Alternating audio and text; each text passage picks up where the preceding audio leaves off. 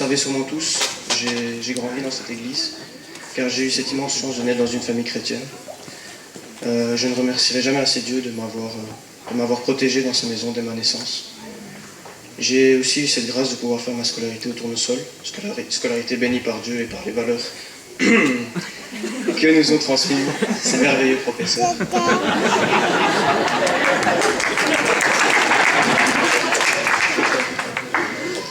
Mais ce n'est pas forcément parce qu'on est né dedans qu'on est forcément proche de Dieu. Je ne vais pas vous cacher que je n'ai pas toujours été très proche de Dieu, c'était par période.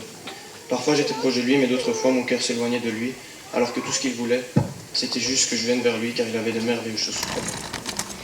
Je peux vous dire que ces moments passés loin de Dieu n'ont aucun goût, ni aucun sens d'être vécu, car c'est lui qui nous donne la vie. Sans lui, il y a comme un vide dans notre cœur que nous essayons d'assouvir avec les choses du monde, et ça ne sert à rien.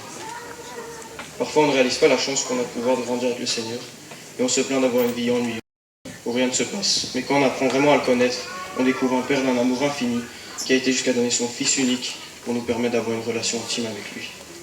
Je ne dis pas que tout est toujours rose, car la vie chrétienne n'est pas une vie de tout repos. Dieu nous fait passer par des épreuves, mais quand nous sommes dans ces périodes de doute, Dieu reste fidèle et ne nous abandonne jamais. J'ai décidé de me baptiser, car je veux déclarer de tout mon cœur que je crois que Jésus est mon seul sauveur et que je veux le suivre, peu importe les circonstances, car il m'a tout donné. J'y pensais déjà depuis longtemps, car j'avais déjà évoqué le sujet auparavant avec ma famille. Mais le jour où j'ai passé cette entrevue avec Philippe et Seb pour rentrer en groupe de louange, tout simplement, je me suis agenouillé dans la cour et j'ai donné mon cœur au Seigneur. C'est un moment merveilleux où Dieu m'a vraiment parlé et touché et j'ai compris que je voulais vivre pour lui. Et je veux tout lui donner à mon tour. Je remercie aussi Eric, notre pasteur, d'avoir toujours été là dans ma marche avec le Seigneur et de m'avoir conseillé et consolé quand ça n'allait pas. Merci aussi à tous mes amis qui sont toujours là pour moi et avec qui je peux discuter de tout et de ce que le Seigneur fait de merveilleux dans ma vie. Et puis évidemment aussi merci à toute ma famille d'être là pour moi et de me soutenir dans mes choix de vie. Merci aussi pour l'éducation que vous m'avez inculquée, car elle m'est très précieuse. Je suis vraiment heureux d'être devant vous pour annoncer que Dieu m'a sauvé et m'a délivré du mal. Alors que je ne suis rien, lui me considère comme une perle précieuse. Alors que je suis pécheur, lui il me considère comme son enfant. Alors que je suis souvent infidèle, son amour ne faillit jamais. Alors que je ne mérite rien, il m'a donné le plus grand trésor de l'univers, sa parole. Merci Seigneur de toutes ces choses que tu fais dans ma vie chaque jour, qui me permettent de grandir dans tes voies parfaites. Comme le dit Jean 8,12, « Je suis la lumière du monde, celui qui me suit ne marchera pas dans les ténèbres, il aura la lumière de la vie. » C'est pourquoi je veux suivre le Seigneur et le servir, parce qu'il m'a aimé d'un amour incommensurable. Quelle belle promesse que c'est de la vie éternelle. N'est-ce pas merveilleux de vivre pour l'éternité avec celui qui nous a tout donné? Maintenant je vis avec le Seigneur dans mon cœur, et je le loue chaque jour de ce qu'il fait pour moi, et de ce qu'il est, le Tout-Puissant, le Sauveur. Et comme le dit Impact, une chanson d'Impact que j'aime bien, c'est celui que mon cœur aime. Et je voudrais terminer ce témoignage par une courte prière, donc je vous invite à fermer les yeux.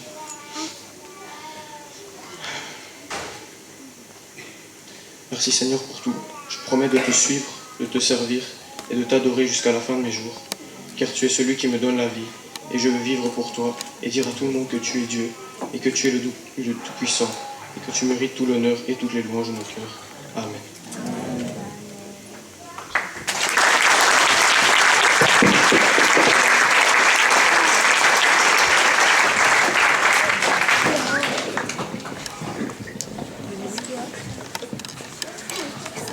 Elvin, après les cailloux, c'est le coquillage. Et j'aime beaucoup cette image, en fait, où finalement on entend la mer dans le coquillage. Et on a un Dieu vivant, un Dieu qui nous parle. Et si on prend le temps de tendre l'oreille, on entendra vraiment Dieu qui nous susurre et nous dirige son chemin. Et j'invite vraiment à ceux qui sont dans la salle, qui veulent connaître Jésus, prenez le temps de l'écouter. Il est vraiment extraordinaire. Le verset que j'ai choisi pour toi, c'est Philippiens 4, versets 6 à 7.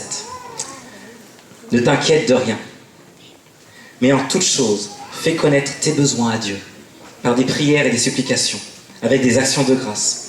Et la paix de Dieu, qui surpasse toute intelligence, gardera ton cœur et tes pensées en Jésus-Christ.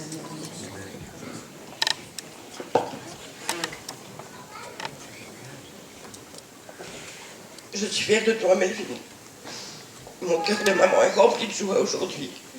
Je veux te dire que je t'aime et je suis fière du choix que tu as pris dans ta vie.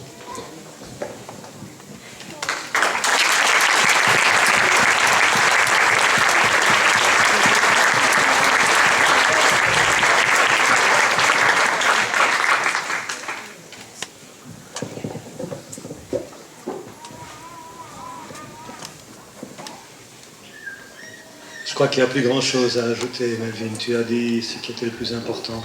Le choix que tu as pris, la décision que tu as prise, tu l'as fait devant tout l'auditoire ce matin, cet après-midi, et ton choix, c'est de le suivre et nous serons avec toi sur ce chemin. C'est sur base de ton témoignage que cet après-midi, nous allons te baptiser au nom du Père, du Fils et du Saint-Esprit.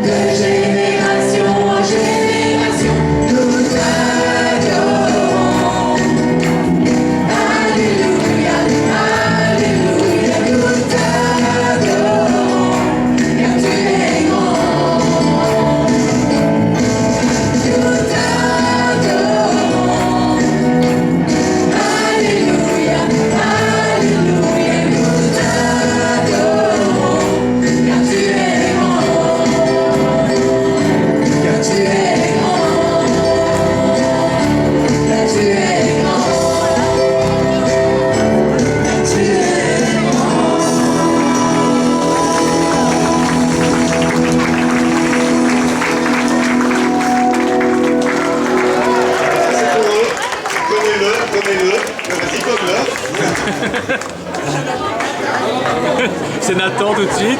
Je vous souhaite une bonne après-midi, il y a du café, il y a des boissons fraîches. Ne partez pas tout de suite, prenez une boisson et